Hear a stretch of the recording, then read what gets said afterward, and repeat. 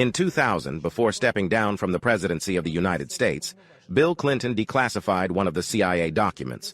This move sparked significant interest. 68 pages under the state number 0695930. This is a psychological portrait of Adolf Hitler. It was compiled by the best American psychologists.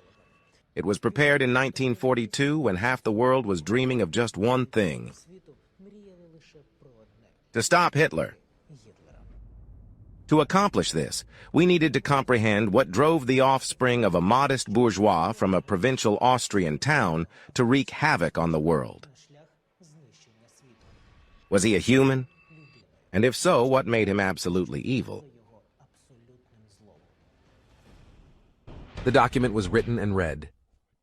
The knowledge acquired from this facilitated the commencement of the hunt for Hitler. Since 1943, he was constantly in the crosshairs of an American sniper. The Führer was supposed to die while strolling in his mountain residence. At the station, on the train, in the office.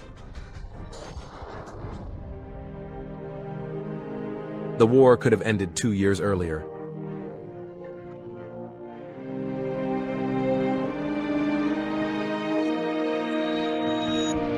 However, not a single shot was fired. The Operation Wolf's Destruction was abruptly cut short. The 68-page psychological profile was maintained. Adolf Hitler's personal secrets remained classified. They were neglected in intelligence archives for 66 years. Next, you will learn that Hitler was pejoratively referred to as a Jewish bastard during his childhood. His father was the illegitimate son of a Jewish violinist. Alphonse is in Vienna. What services did wealthy women pay for from the young Hitler? Disgrace in the military. Hitler wasn't targeted for being gay or a snitch. Obsessive affection for his niece. Explicit sketches by his uncle Adolf. Half-Jewish, bisexual, necrophiliac, and sadomasochist. You are observing the hidden aspects of life, of an unresolved dictatorship.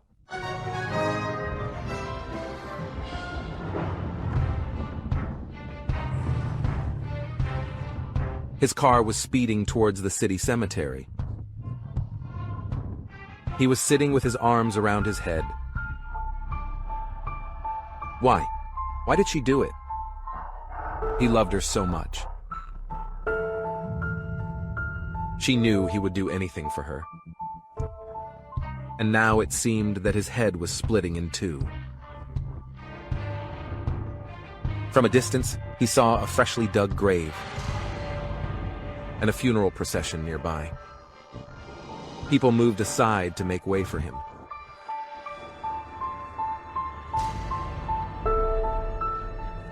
And then they were left alone. Adolf Hitler and Geli, his partner, his only love. He will never see her smile or feel the warmth of her hand again.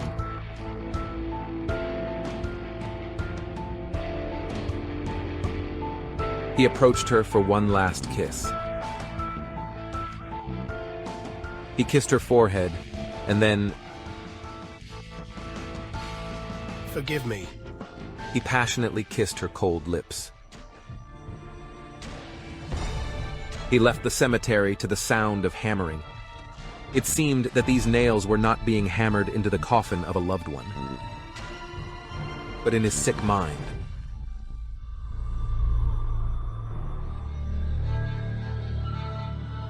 He returned home. He went upstairs and locked himself in his room.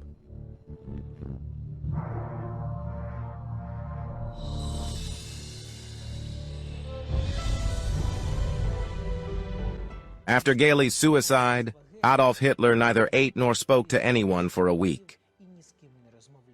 For 2 months, he was so despondent that the Führer's entourage had to keep a close watch on his every move. It appeared that he was also contemplating suicide. No one will ever know what he was thinking in that room.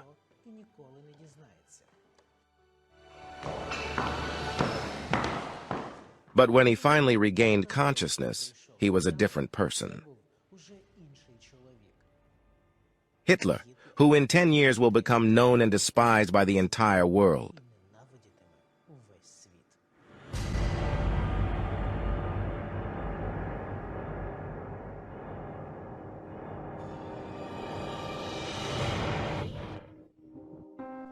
I fell in love with Geli the very first day I saw her. What about the fact that she is my niece? My father also married his cousin.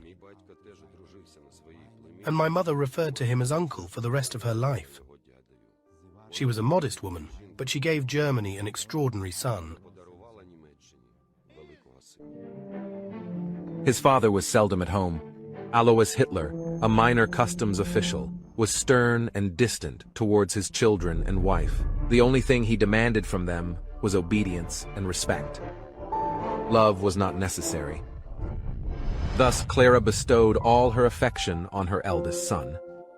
Addy is the complete opposite of her father, a sensitive, frail, perpetually daydreaming boy. No one knew where his talent for drawing came from. And Clara looked at him and was delighted. She lived in this world for a purpose, because her son was a genius. He will definitely become a great artist. She told me about it every day. I didn't have to do anything. I didn't have to assist her with the housework. Just drawing. This is our house in Linz. My father was furious about it. Adolf didn't understand that his mother's dreams were alienating him from reality. He didn't feel like he was what she wanted him to be. He just wanted her love.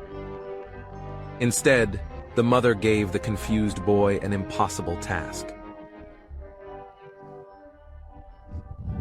A kind of enchanted, fatal, mystical triangle was formed. His mother, alongside young Adolf, attempted to resist his father's despotism.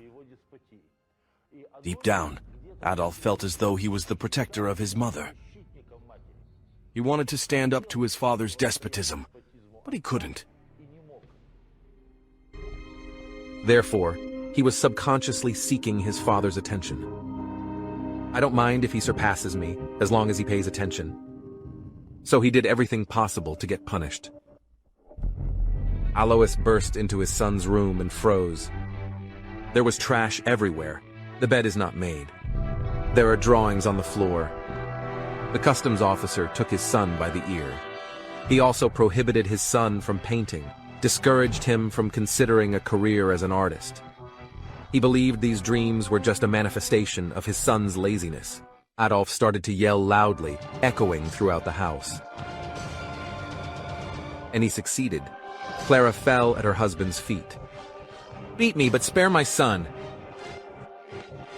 You will be proud of him in the future." The father released his son's ear, glared furiously at his wife, and slammed the door. The payoff came later. Adolf Hitler, son of Alois, was enrolled in a public school.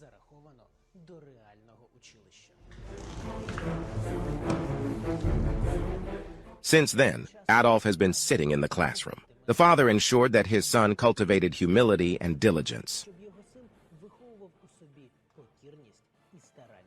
These two characteristics will assist him in forging a career as a civil servant. The matter of drawing is not in question. He must earn his bread by his own labor. Perhaps the father could have eventually curbed his son's laziness and compelled him to live in the real world, not in his own fantasy world, where he envisioned himself as an Indian chief. Perhaps he would even overcome his blind adoration for his wife. But he didn't have time. Adolf ran home with tears streaming down his cheeks. He had just experienced such humiliation that he wished for death. In class, he was misbehaving, shooting paper balls from a tube.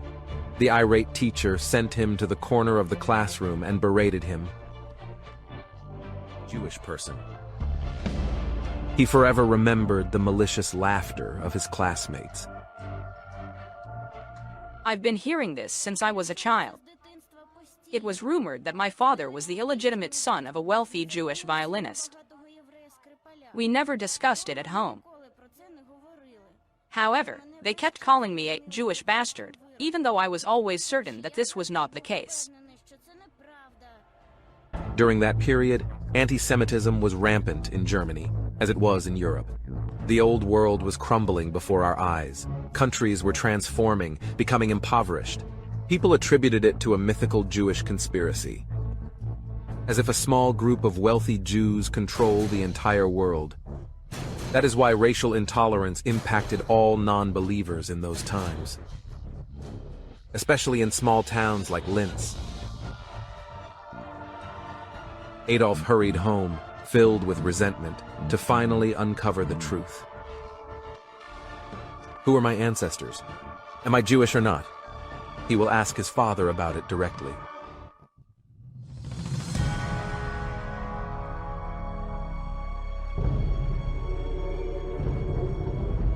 Heart attack. They didn't have time to call for a doctor. Alois Hitler has passed away, and with him, the secret of his son Adolf's origin died.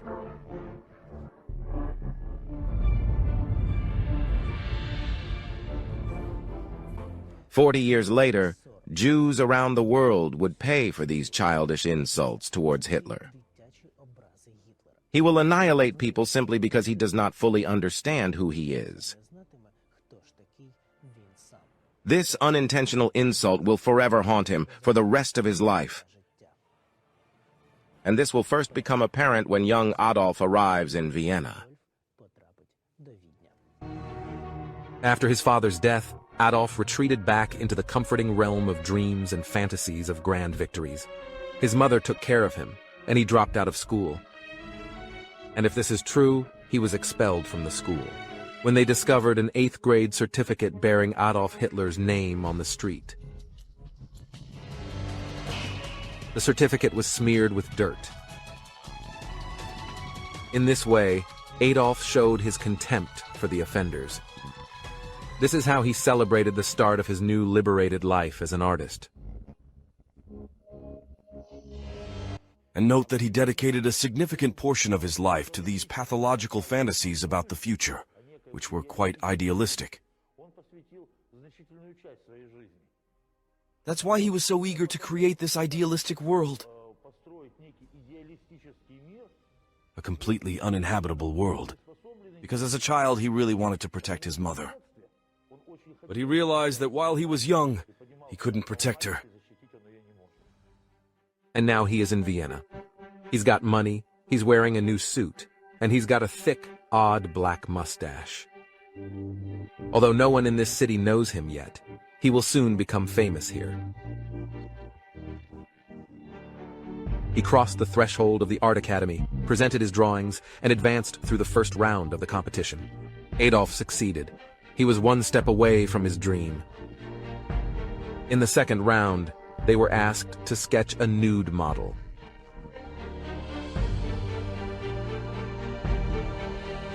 He had never seen a naked woman before. I was terribly ashamed. She was so desperate and so beautiful. Before that, I believed that love should be platonic, at a distance. It's the only way. He tried to calm down and start painting, but her physique was delicate and awkward. He had never painted portraits before, only architecture and landscapes. He wasn't interested in people per se, as from childhood he was centered on himself and his own magnificence. But also an incomprehensible purpose. The professor looked at his drawing and shook his head. You'll never become an artist, but you can become an architect.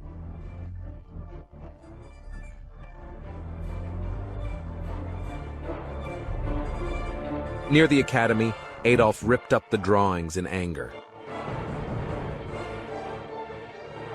They will regret it. The day will come when Vienna will pay for its transgressions.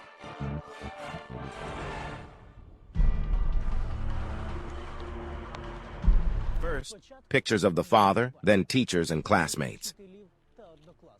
Now, professors. This last blow to his ego was the worst. It turns out that he was just a talentless layabout. He will not tell anyone that he was not accepted into the academy. Neither his mother nor his friend, whom he shared an apartment with in Vienna. He was lamenting his fate in a cabaret. Unrecognized, poor genius. And suddenly he saw her. A model. What excited him so much at that time? Initially, he intended to harm her. Then he desired to fall at her feet, touch her garments, reach her bare, beautiful body. The model looked at the distressed student. She instinctively did what many women would do after her. He could have formed such an association. To be a teacher, you need to be somewhat unique, dedicated. Please note that this is the same split personality that will repeatedly manifest itself.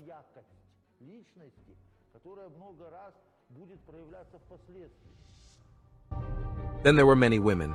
They taught him tenderness. With them, he momentarily forgot about the shattering of his dreams. I felt comfortable with them. In their arms, he transformed back into a little boy yearning for his parents' love. Sobriety arrived with a letter from home.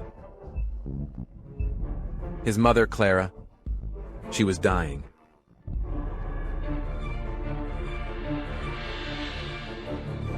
He ran home, knelt down, wept, and bid her farewell. He lied about his success at the academy. His mother looked at him with loving, dimming eyes.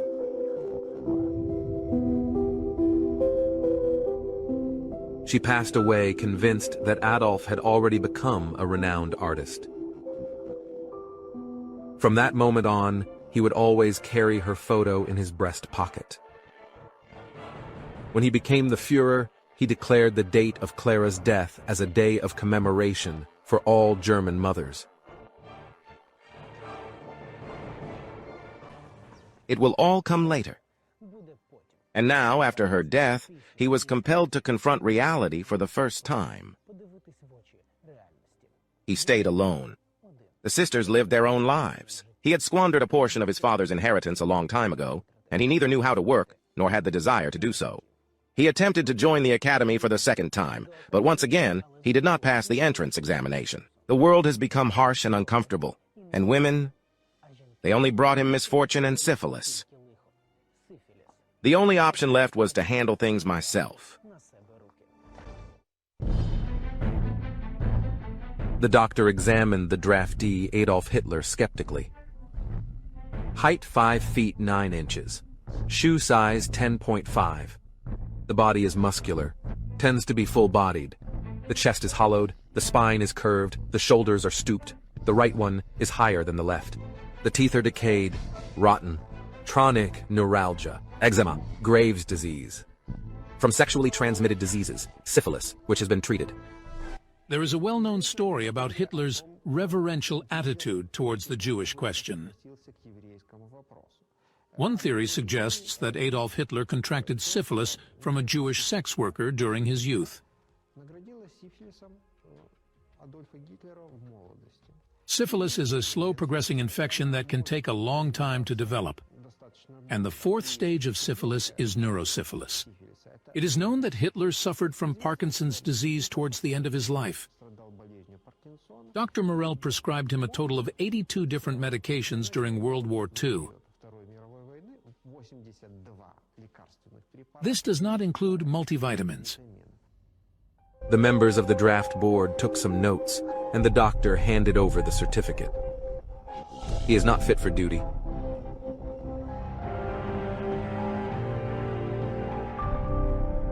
Adolf got dressed, put on a worn-out jacket and a battered hat, and left with his head down. Even the military doesn't need him. For 3 years, Hitler lived in poverty in Vienna. Feeling alienated and unwell, he spent the night in parks. When things became extremely difficult, he created postcards featuring Viennese architecture and sold them to Jewish individuals. He accepted their meager wages with disgust and resentment. He blamed them for everything that happened to him. It seemed as if they owned all of Vienna, and he, an unrecognized artist, had no place here. On the benches, he read black and white pamphlets and feverishly memorized the arguments of anti-Semites. No one can take that away from him. Hitler was eidetic. He had an extraordinary memory. What he read, heard, or saw just once in his life, he remembered for his entire life.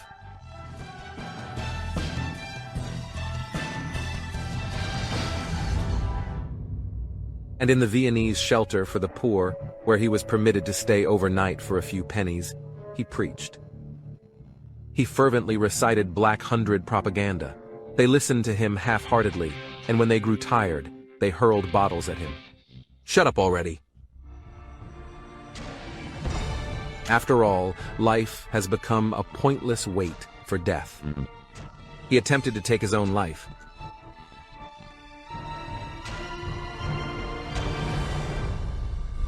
But he lacked bravery. He went to Munich. They say that paintings by amateur artists sell better there. Business with postcards improved in Munich. He painted, sold, and painted again. But his spirit remained lifeless. In the world of people, he was as isolated as Robinson on his island. Worthless, unadmitted, unwanted, and then a miracle happened. On August 2nd, 1914, an excited crowd gathered in Munich's town square. Germany declared war on Russia and France. The general mobilization to the front has begun. This unique newsreel has preserved the events of that day and the people in the square. Unbelievable. However, the person who was more elated about this war than anyone else in the massive crowd also got captured in the camera lenses. Here is Adolf Hitler. He was happy. Now his life has acquired a new meaning.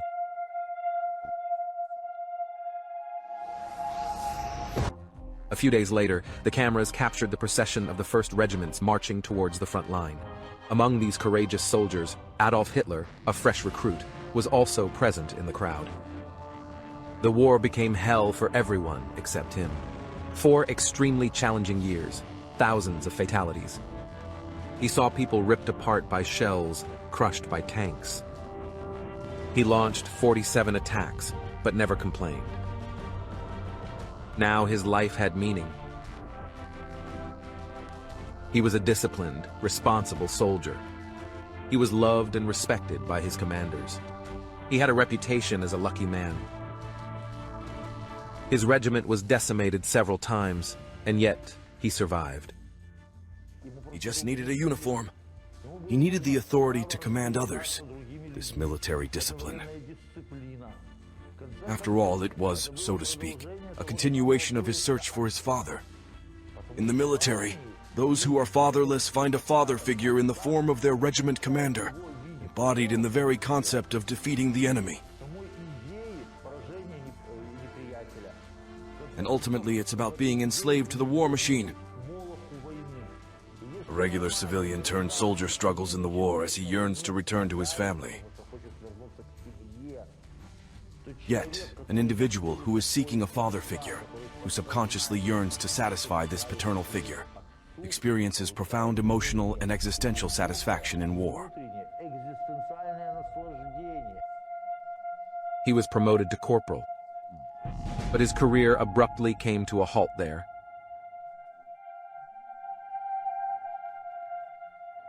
Officially, he was denied the rank of officer due to a report from his regimental commander, which stated that Hitler was excessively subservient to the leadership and disrespectful towards his own comrades.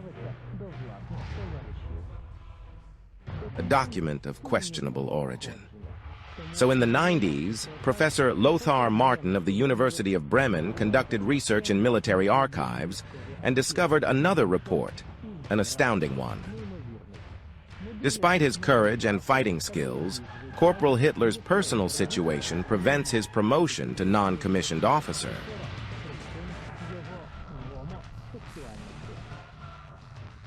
Does the document discuss that corporal? How can a womanizer and a favorite among Viennese ladies suddenly change his orientation and preferences? No one knew this. However, this particular fact from the Führer's biography was hinted at by opposition German newspapers in the 1930s, when the Führer rose to power. At that time, the core of his party consisted of homosexuals. Hitler's personal secretary, Rudolf Hess, was nicknamed Black Emma. Head of the stormtroopers Ernst Röhm. Additionally, the past bore witness against Hitler. His fellow soldiers truly disliked their corporal, and later they remembered the female soldier with whom Hitler became very close on the Western Front.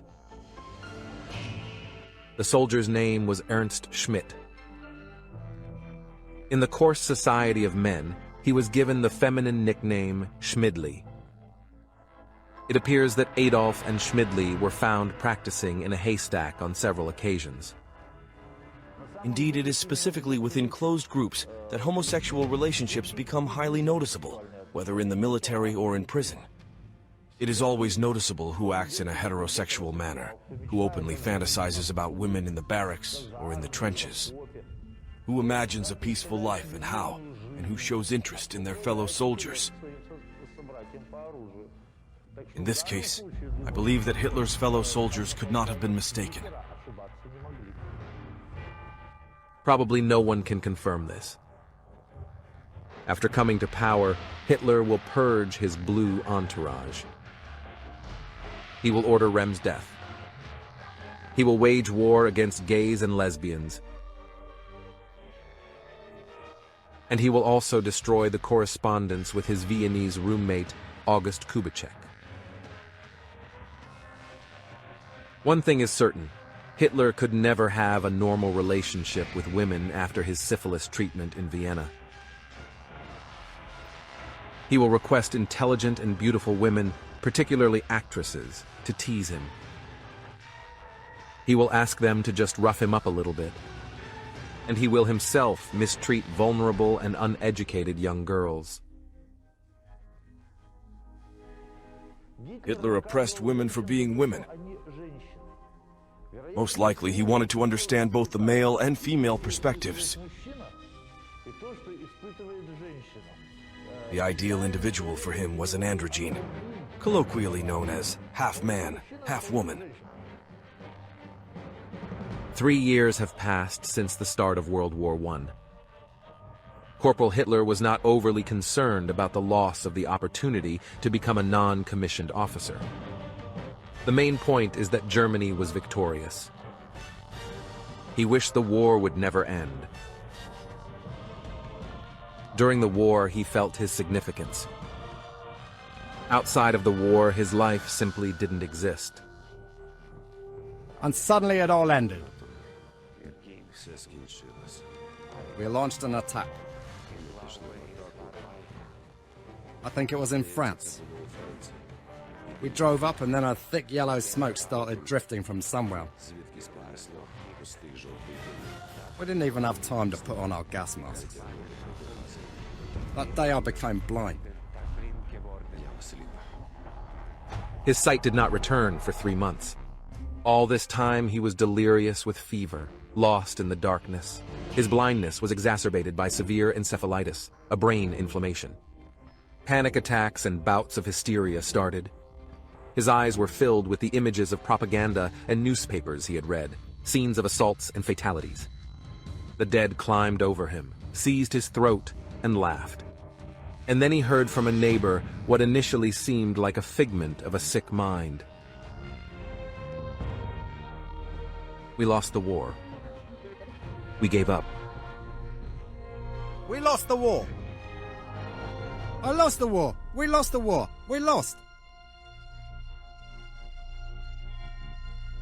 When his vision returned, he looked at himself in the mirror. His head hurt. It's all over. This defeat knocked him back again. He was a veteran of an unavailing war. The country, driven to despair, is obliged to pay substantial reparations to the victorious nations indefinitely. I realised that she and I are very, very similar. Myself and Germany. And I realised that Germany needed me. That's when I realised my grand mission. I will save my Germany. What was it? A desperate attempt to clutch at straws? Don't lose sight of the meaning of existence or the consequences of brain inflammation. Doctors tend to believe that both versions are viable. However, it was in this manner and on that day that the future Führer was born. Any inflammatory disease of the brain that has been transmitted can subsequently impact a person's mental health and the development of certain characteristics.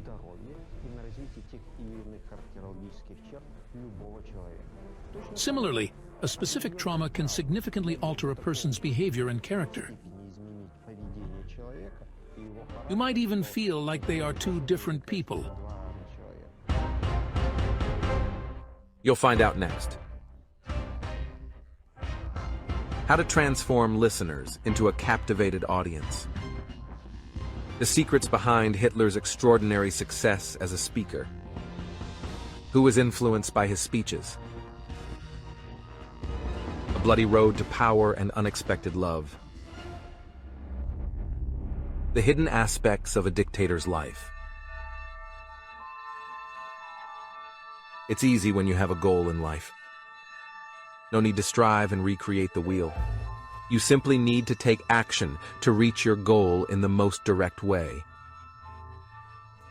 First, you need to go out and listen to what people are saying in pubs. To recall what matters to people, what problems they share. Secondly, you need to improve your voice. And for this, you need to enlist in the ranks of soldier agitators.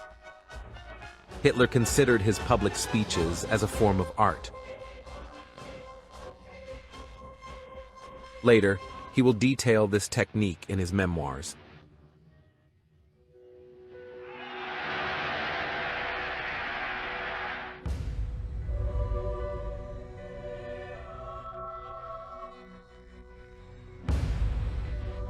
You need to start speaking softly. The language should be as simple and everyday as possible. Then gradually, you need to shift the tempo to a quicker and more vigorous one. Quote, extensively, mimic and express in diverse voices the thoughts of housewives, soldiers, townsfolk, and laborers, to communicate with everyone in their language. When you speak, it's better to focus on the women in the front row. These women break down first. His cold blue eyes have a truly hypnotic effect on them.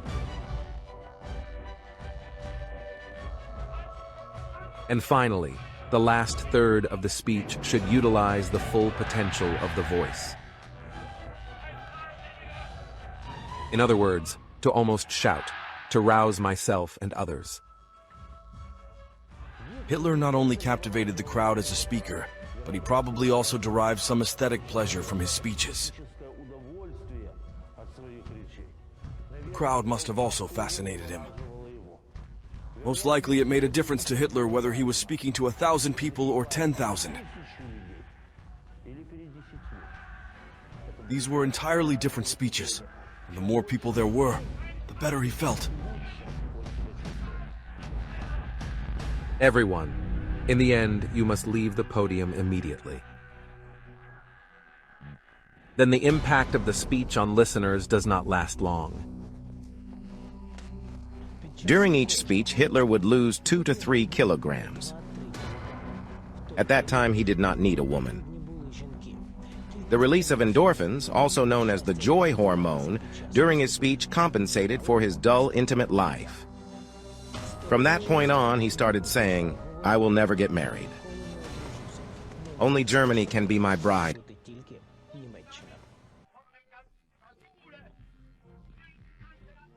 Scientists have now concluded that Hitler's voice had an exceptional range. Hitler utilized modulations that enabled him to span 2.5 octaves.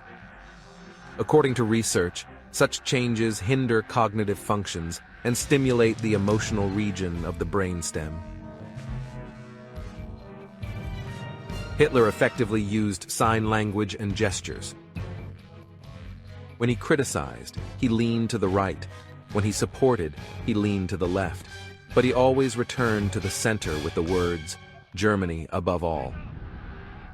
With this, he elicited a storm of applause. Lastly, and most importantly, he always ensured to consider the venue and timing of the performance. He believed that the influence on the crowd's psyche is stronger in the evening and at night than during the day. He simply added the final, third touch to the image of the new Messiah. He shaved off his so-called Kaiser's mustache, leaving only a strip under his nose. Initially, his new acquaintances and the townsfolk in the pubs taunted him. "You look like you've had a rough time." But I replied to them, "Very soon, this mustache will come into fashion. Everyone will start sporting it, and you will see it before long." So it will occur, and not just with a mustache. A person who has chosen a significant goal for themselves will be followed by those who have not. Everyone will believe him. First, the townsfolk in the pubs, then the soldiers, followed by the officers, and finally, the affluent Germans and patriots from high society. Hitler will inspire hope in everyone. This will inspire the Germans to lift their heads after a humiliating defeat and spark a resurgence.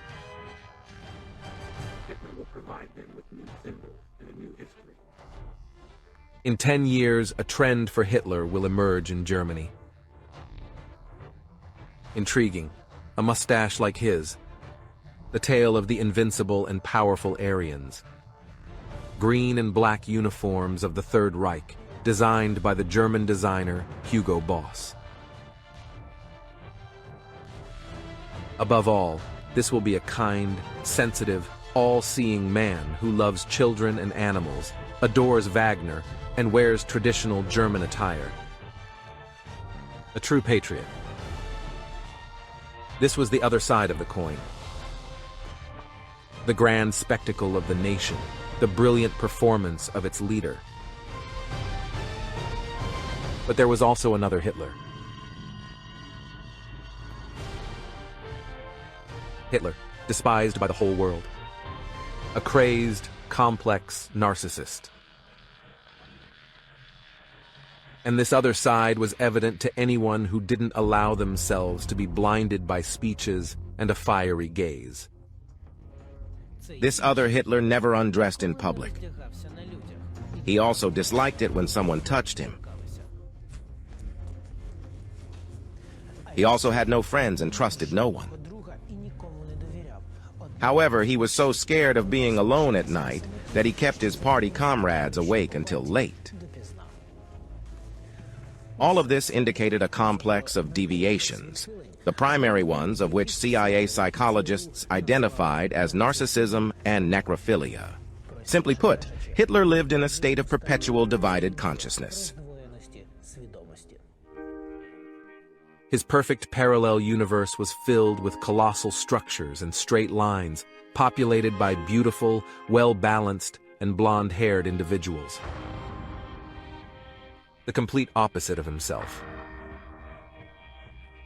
In his world, there were no Jews, the similarities to whom Hitler always pointed out. In his world, there were no syphilitics, just as he once was. There were no disabled or insane individuals. In a way, he tried to shut out or erase parts of his own past. He wanted to forget the torment he experienced from a Jewish person.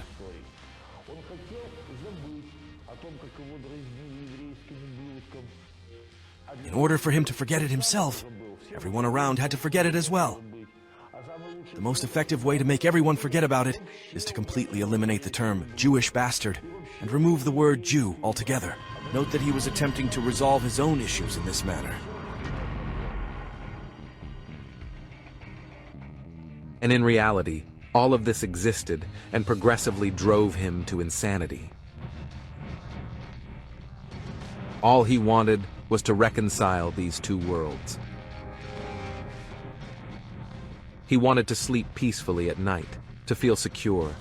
He longed to be a little boy again, safeguarded by his mother. And it was at this time that she, Geli Raubal, appeared in his life. The 17-year-old niece of Adolf Hitler. She had blonde hair and blue eyes. I haven't seen her for 12 years, and now I feel as confused as a boy. All I wanted from that moment on was to be with her, always.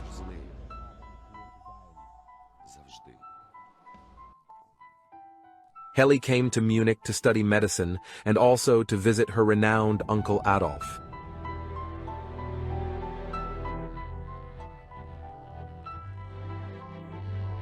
From that very moment, she didn't realize that she had become his captive. Discover what lies ahead. The perverse affection of a sadist. Why did Geli Raubal start to despise her uncle? Scandal within the party. Pornographic sketches of Hitler have been stolen. The shot that changed history. What actually transpired between Adolf and his niece during their last encounter?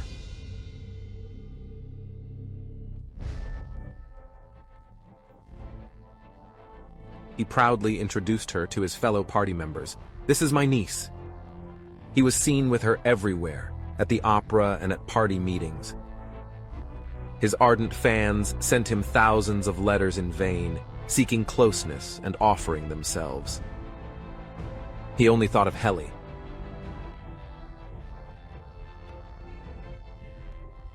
He settled her into his apartment in Munich. He dressed her like a doll and showered her with gifts.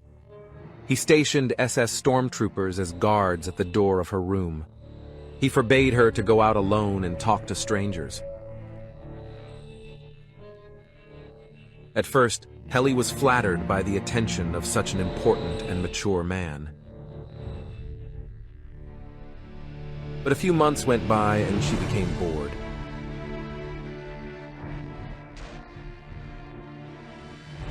One evening, she was apprehended on the street. She was going to the train station. Then Uncle Adolf entered her room for the first time, carrying a whip. She complied, but from that moment on, she always trembled at the sight of the whip.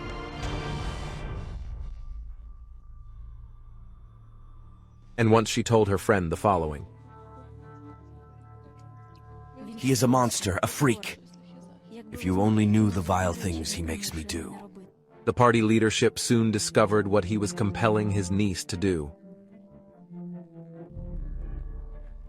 An unidentified thief obtained an album containing explicit pornographic illustrations. The drawings were created by Hitler. And in these drawings there was Geli in incredibly unnatural poses with precise anatomical details. The scandal was swept under the rug and the album was repurchased, but not destroyed. Hitler ordered this album to be kept in a safe in his office so that his beloved Eva would always be near. Their relationship lasted 3 years. Throughout this period, Hitler acted like a smitten lover. He hummed melodies, bounced about, and was consistently in high spirits. The party's affairs seemed to fall by the wayside for him. He felt at home again with Geli. He was not tormented by fears and phantoms. He did not emanate intense hatred.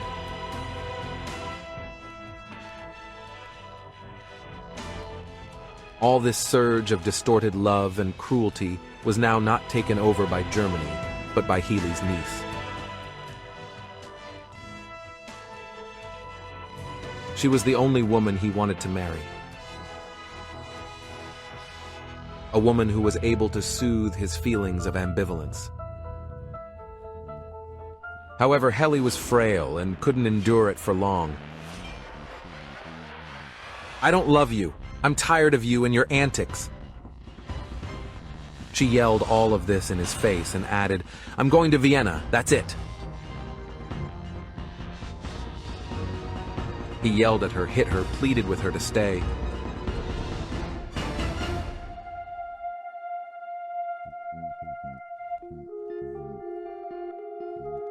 But she yelled, "You're a monster, you can't have children." Then he turned pale, focused, and whispered, "You are not going anywhere. You belong solely to me."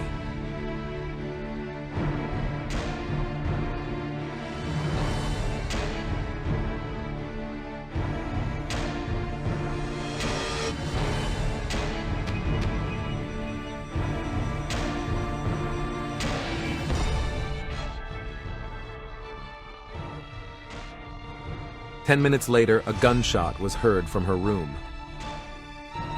A minute later, a terrible cry from the housekeeper was heard. Geli Raubal shot herself in the heart with Adolf Hitler's personal Walter.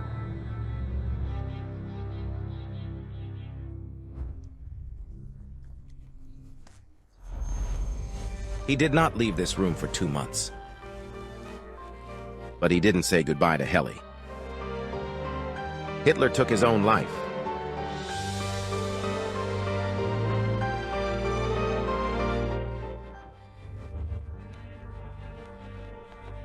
It was then that the Führer finally decided in which world he wanted to reside, the one he would shape himself after the Great War.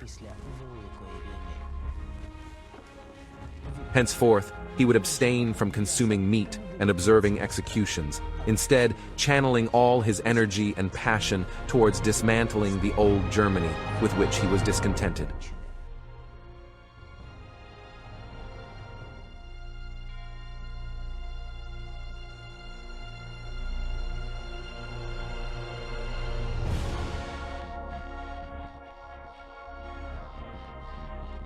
Jews will be the first to endure hardship.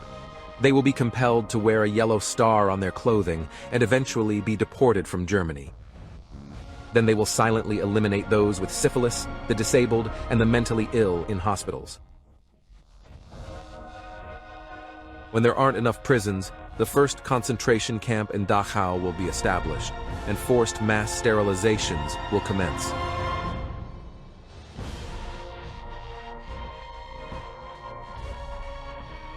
Ultimately, in the eyes of the Führer, Germany would transform into a single scene of carnage.